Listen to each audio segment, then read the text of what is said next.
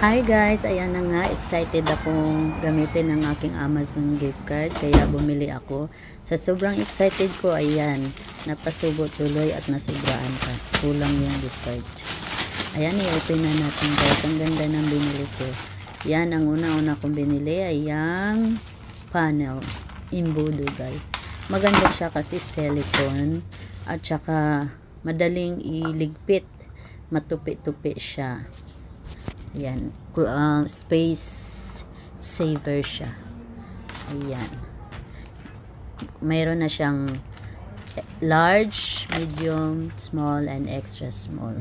At iba-iba yung kulay niyan. Kaya madali lang siyang ano yan? Ay, hiningal ako. Ayan, tapos na guys. Tapos na yung Imbudo guys. Ayan na naman yung isa. Yung para siyang ID. Pag maligo ka, ilagay mo yung cellphone sa loob at hindi siya mababasa. Waterproof siya guys. Ayan. Ang ganda-ganda niyan. Bumili ako ng medium lang. Ayan. Para siyang ID. Ilagay mo lang siya sa liig mo. Ayan. Ayan. O, diba? Safety na yung cellphone mo dyan. At saka, ang kagandahan dyan, affordable siya, guys. I think $7 for 4. At saka, bumili din ako para sa akin, syempre. Kasi, marami akong mga abubot ilagay sa loob. At yan, parang sling bag siya. At last but not the least, ang aking cover sa motor. Ayan, sa scooter.